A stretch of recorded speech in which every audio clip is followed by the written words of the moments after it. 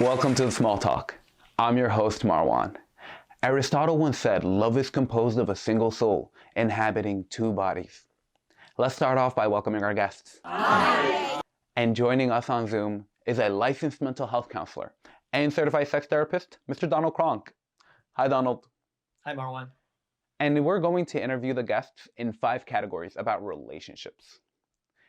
Do you like Star Wars? Because Yoda, only one from me. Okay. Let's see if our guests know any better pickup lines.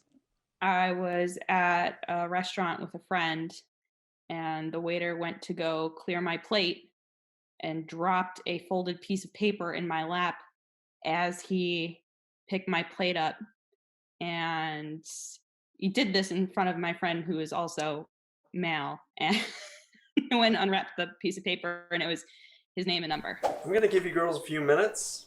Please give me a call when you're ready, or if you ever just want to give me a call. I have like a Spanish surname and a British surname, so I hate when it's like, oh, that's so interesting, Sanchez O'Donovan. It was actually my pickup line. I was at a bar once, and this girl was like, oh, there's something in your drink. And she threw like a quarter in there, and then's like, oh, I gotta buy you another one. Like the person just walk up there and like, hey, what's your name? Let me open my Instagram. Okay. This one is, yo, you're breathtaking, and he spelled it wrong. Nick, bitch, why you fail? This one time this guy was like, I lost my phone number. Can I have yours? And like, that's all he said. He just came right up to me and was like, I lost my phone number. Can I have yours? I'm like, dude, you could just say, hi, can I buy you a drink? Like, you didn't need to like be so pushy. That man messed up. If only he bought that drink. Don, you got any good lines for us? Wow. Well, I mean, I think the best pickup line is actually, and truly the best pickup line is just, hi, my name is Don, what's yours? Okay, we heard the pickup lines. Now, how would you attract someone you like? If I'm out at a bar, for example, I definitely I love to dance. I got Spanish in me. We love to dance. We love to move our hips.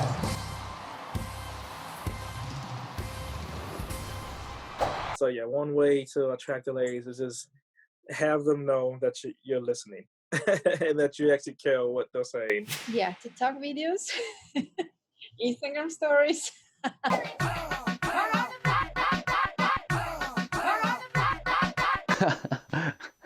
Thank God for TikTok. Now this one's for the couples. How did you attract your partner? He was very chill. There were, even when I was doing the online dating thing, there were some people that just weren't chill when you first meet them. I don't know, just by being you. That's it. Okay.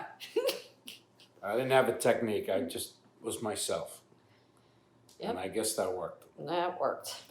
Just be yourself. Be yourself. Be yourself. I introduced myself, honestly. I came up and I was like, hey, I'm Omar. Donald, can you tell us what attracts people? A lot of people initially, it's some kind of, it's something probably, it's probably something that's more visual, Now, would you date a moody person? I feel like if he happens to be the perfect guy, those mood swings and stuff like that is part of him being perfect, and that's something that I can work with. Honestly, bro, it depends on our chemistry. If we have really good chemistry and I have to compromise on your mood swings, then I have to do it. I mean, obviously, I'm already doing it once a month. You know what I'm talking about? If we click and I genuinely love this person, then I could definitely date someone who has mood swings. I feel like everyone's kind of moody in their own right? You're definitely right. Now let's get some insight from the couples, and after, Don's gonna tell us why we get moody. When she's moody, I stay away from her. I don't talk to her, and I leave most of the time. I don't even know where to start. If she's moody, I tell her straight up, hey, are you on your time? What's going on? Are you moody? What's going on? Give me a hint or something. I feel like he PMSs when I PMS. People's ability to be in touch with their feeling state, varies from person to person. But I would just say in general, women are encouraged to have a much broader, more diverse, spectrum of emotions. It's just more socially acceptable for them to be, like more broad in emotional expression than men.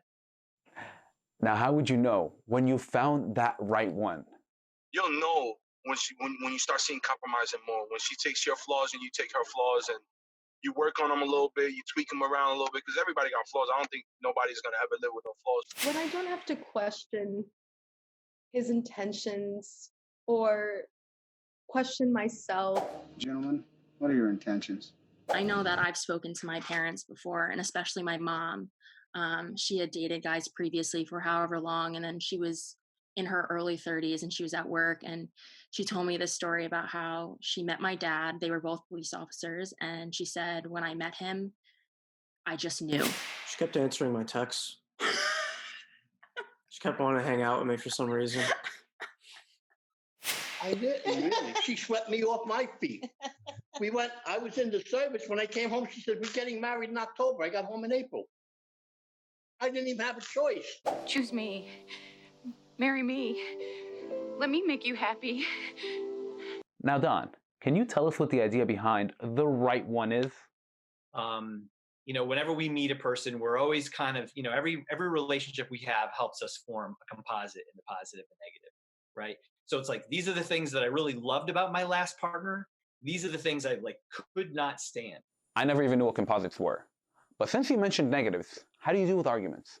When we were younger, I guess we fought a little bit more often than we do now. Now, we just coexist. Try to bring myself that I'm right, and I want to say 2 out of 10 I'm right. That's fair. 2 out of 10, but it's 6 out of 10 I'm right. 6 out of 10 I'm right. 8 out of 10 I'm right. 8 out of 10 I'm right. 2 times she messes up sometimes. Sometimes she always says sometimes. You know what you're gonna do? You're gonna see in the end who's right. Okay? What do you know at this point? You just watch it, okay? And we'll see who's right. Sir, are you any closer? Ultimately, I'm always right. Talk things out. Apologize if need be. And kind of say, if this were to happen again, this is how it should go. And never go to bed angry. So wait, fights are healthy? Yes. You think makeup sex is healthy?